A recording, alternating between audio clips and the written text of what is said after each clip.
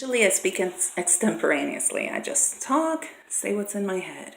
But this is one of those posts that I really think would be more effective if I read it. I took time to write it. I took time to explain what I was thinking, what I was feeling, and what's going on in my little head. Little head, big body. Okay. For the past 5 years ago, I have read through most of the Bible yearly, making it a point to continually seek God's face, worship, pray, and never stop seeking His guidance for my life.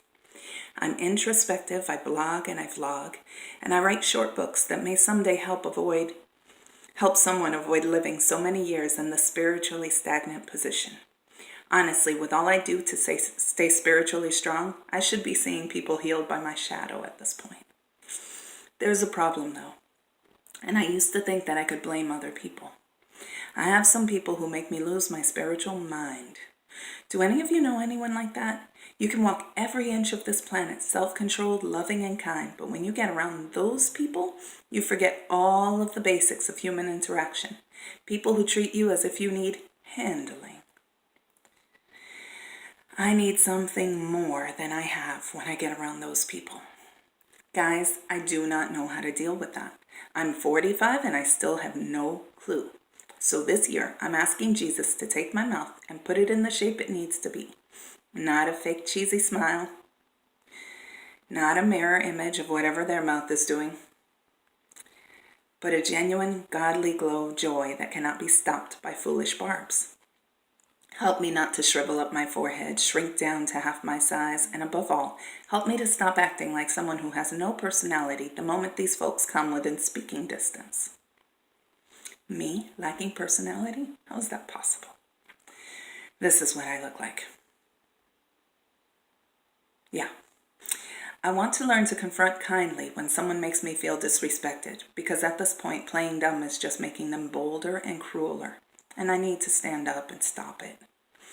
Especially when they wait to get into a group and then throw out hypothetical scenarios that all stem from my life experience and no one else's.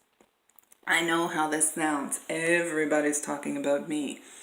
But I have chosen some really unique paths in life, such as extended breastfeeding, 3 years at one point, homeschooling, and encouraging my kids to avoid dating until marriage. All of these scenarios that were constantly being brought up when I was living through these stages of life were unlikely to be aimed at anyone else. I used to barb back, but I really want to avoid being cruel and insulting as well. I can give as well as I get, but God constantly reminds me to be harmless as a dove. I think I've got that part of it down, but the wise as serpents part is lacking. I'm just staying quiet and avoiding contact, but this only makes me look reclusive and awkward. And though I'm far from socially adept, I avoid eye contact, guys. I'm not the kind of person who craves solitude in a crowd either. I need guidance. It all boils down to this. While I'm walking around emotionally and socially underdeveloped, I'm losing years that I should be walking in power. I'm constantly being injured spiritually because I don't know how to confront with love. I'd rather swallow the insult and let it fester and harm me internally than to cause a scene. And remember, I do not know how to confront without doing just that. So I am stuck. I was brave enough to make very counterculture life choices at the time when it wasn't cool, at least 5 years before anyone in my world was doing it. But one silly insult can take me down? What a paradox. In the state I'm in, I am not able to go out there and affect the kingdom of darkness. How can I war with devils when I'm afraid to move beyond the threshold of my little life for fear of getting my feelings hurt? Something has to give. Do I have the answers? Yes, of course. Grow a thicker skin. Remember who you are. Stop listening to that.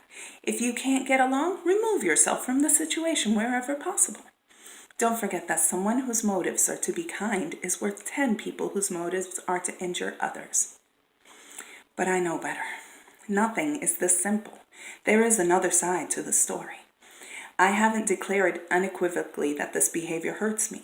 The other parties in the story think I'm as thick-skinned or empty-headed as I look when I do nothing but play dumb each time the barbs dig deeper.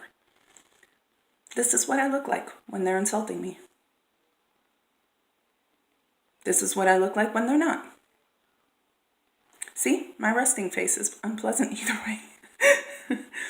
I haven't said that it hurts or that I'm tired of it.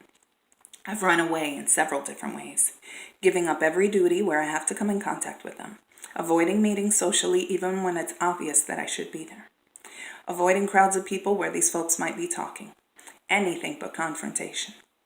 I've blamed those who don't stand up for me, those who don't notice because I have avoided it so much that it rarely happens now. Yet it hurts anyway. I've blamed myself.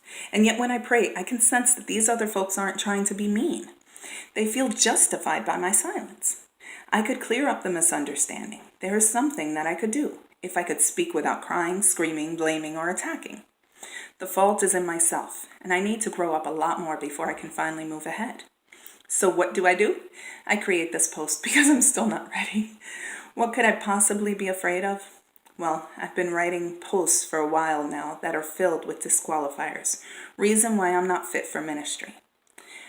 One of the reasons I did this is because of people like this. Okay, they will wait till you're standing on a platform being cheered by a crowd and then mention all of your faults.